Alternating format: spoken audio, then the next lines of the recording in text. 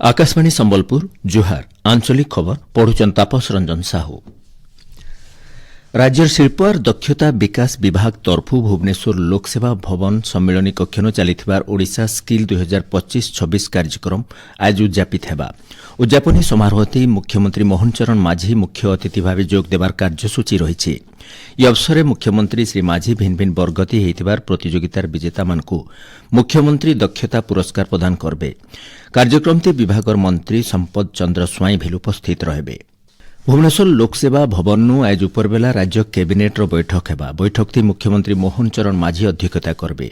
यह अवसर पंचायतीराज विभाग साधारण प्रशासन अर्थ और जलसंपद विभागर 8टा गुरुत्वपूर्ण प्रस्ताव उपरे आलोचना करा जायकरी अनुमोदन मिली पारे बोलिकरी जना पड़िछि। मुख्यमंत्री मोहन चरण माझींकर अध्यक्षताती गलाकाल उच्चस्तरीय अनुमोदन कर्तृपक्ष HLCA रो 43 नंबर बैठक हो जाइछि। बैठकती 55,783 कोटी टंकार 7टा शिल्प प्रस्ताव के अनुमोदन करा जाइछि। इतार जरिए राज्य 14,500 नुआ नियुक्ति सुजोग सृष्टि हेबा। रेलमंत्री अश्विनी वैष्णव आज नुआदिल्ली द्वारका ठाणे अति विशिष्ट रेल सेवा पुरस्कार 2025 प्रदान करबे। रेल सेवा क्षेत्रथी प्रशंसनीय अवदान लागि 100 जन रेल अधिकारी और कर्मचारी को पुरस्कार दियाजिबा। भल प्रदर्शन करिथिबा रेलबाई जोल मानकु भेल पुरस्कृत कराजिबा। ई कार्यक्रम थी रेल राष्ट्रमंत्री भी सोमन्ना रवनीत सिंह रेलबाई वरिष्ठ अधिकारी माने उपस्थित रहबार कार्यसूची रहिछि।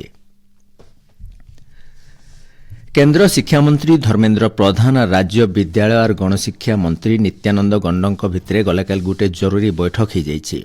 बैठक थी राज्य जातीय शिक्षा नीतिर सफल रूपायन बाबदे आलोचना करा जाइछि। 2036 मसीहा तक राज्यर शिक्षा क्षेत्र ती वैप्लविक परिवर्तन आसबा बोलिकरी अवसर केन्द्र शिक्षा मंत्री श्री प्रधान कहिछन। सड़क सुरक्षा और परिवहन संस्कार क्षेत्र थी ओडिशा सारा देशे अग्रणी राज्यर मान्यता पाइछे। नुआदिल्ली गला मंगलवार दिन होइतिबार परिवहन विकास परिषदर बैठक थी सड़क सुरक्षा दिगे निया जाइतिबार पदक्षेप नेकरी ओडिशार प्रशंसा करा जाइछे। केन्द्र सड़क परिवहन और राजपथ मंत्रालय तरफु होइतिबार बैठक थी सबु राज्य और केन्द्र शासित अंचल परिवहन मंत्री और वरिष्ठ अधिकारी माने जोग देइथिले।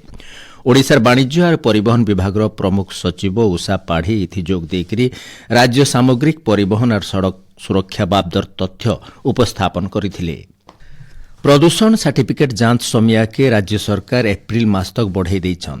एप्रिल मास तक टोलगेट मानके भिल प्रदूषण चालान नाय कटे। तार छड़ा प्रदूषण प्रमाणपत्र बाबदे कटुथुवार जरिमाना टंका भिल कमाबार लागि तर्जमा चालिछि बोली परिवहन मंत्री विभूतिभूषण जेना कहिछन।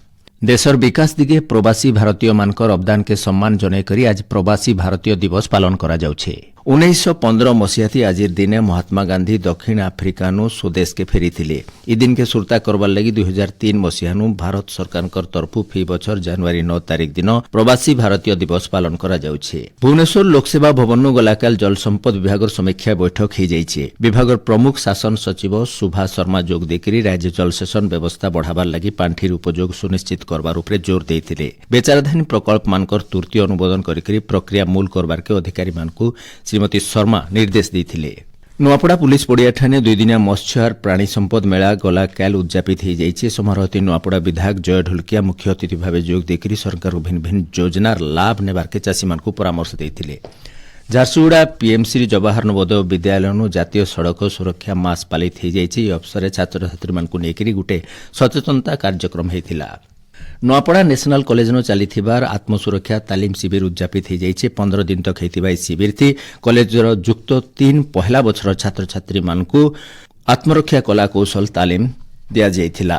संबलपुर गंगाधर मंडप परिसर नो गलाकाल संबलपुरी धनुयात्रा लगी शुभ स्तंभ स्थापना करा जाइछे। संबलपुर ब्रह्म पंडित महासभा तरफु मंच पूजा करा जायकरी शुभ स्तंभ स्थापना कार्यक्रम करा जाइथिला। सूचना अनुसार एबा 18 नु 22 तारिख तक संबलपुरी धनुयात्रा हेबा। राज्य जबर शीत लगी रही है। 2 दिन तक पाग एंता रहबा तार उतरु 2 नु 3 डिग्री तक तापमात्रा बढ़िकी शीत कमबा। 24 घंटा भितर सुंदरगढ़ कलाहांडी सहित 7टा जिलानु जबर ठंडा हवा बोलिकरी भुवनेश्वर आंचलिक पाणीपाग विज्ञान केन्द्र तरफु सतर्क सूचना जारी करा जाइछे। एछनी आंचलिक खबर इन शेषला। आंचलिक खबर सुनी पारबे राति 7:02 थी। जुहार।